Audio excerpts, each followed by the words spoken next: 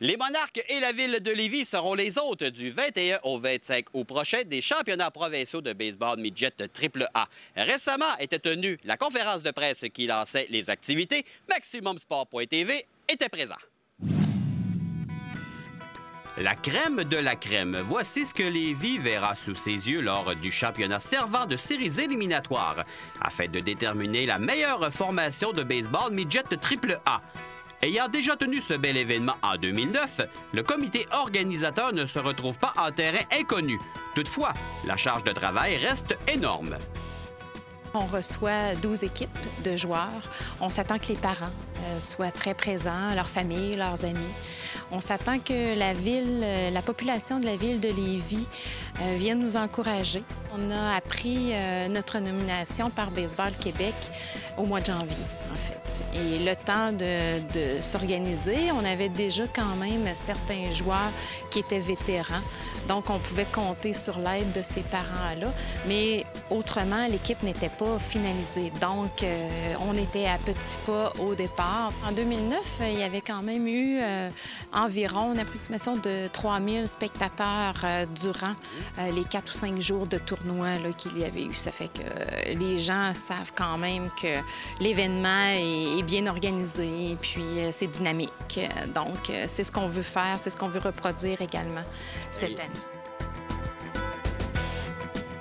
Connaissant une excellente saison, la campagne 2013 des Monarques de Lévis répond aux attentes et encore davantage. C'est sûr que c'est une saison, un début de saison du moins au-delà de mes espérances.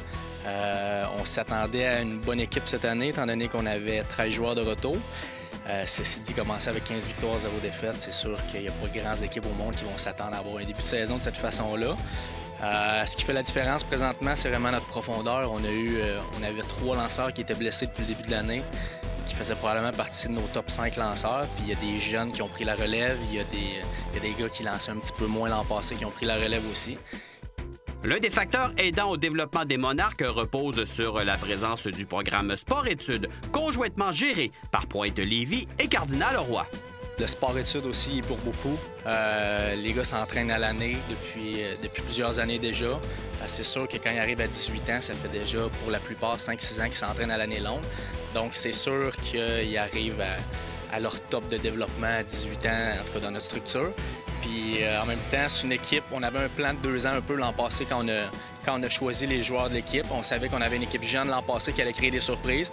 Mais sur notre plan de 2 ans, cette année, on s'attendait à une grosse saison.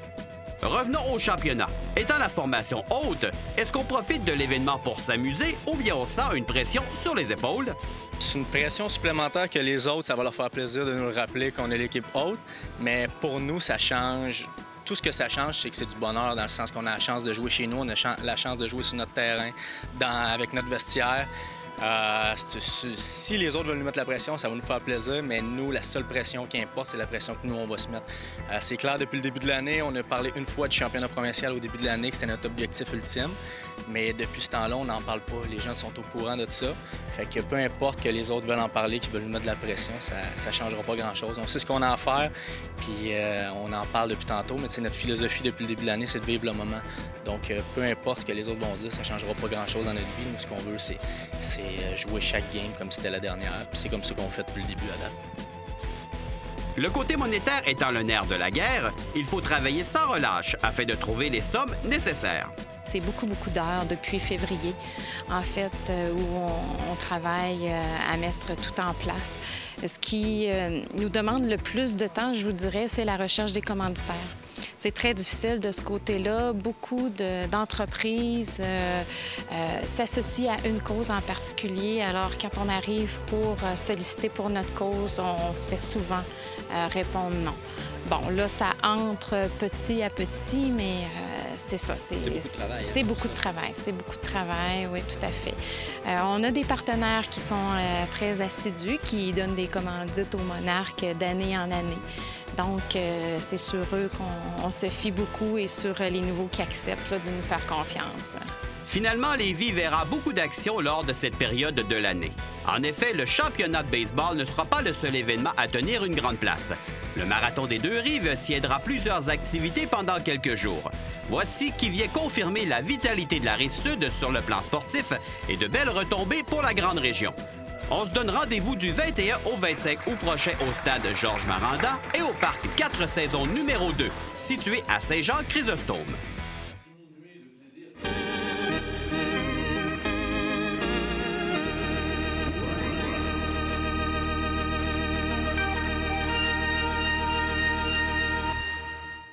Quand les Capitals sont arrivés il y a 15 ans, on espérait, mais on ne savait jamais exactement l'impact que ça allait durer. On ne savait pas combien de temps ça allait durer. Et là, on est rendu aujourd'hui au 15e anniversaire. L'impact sur le baseball mineur dans la région était incroyable.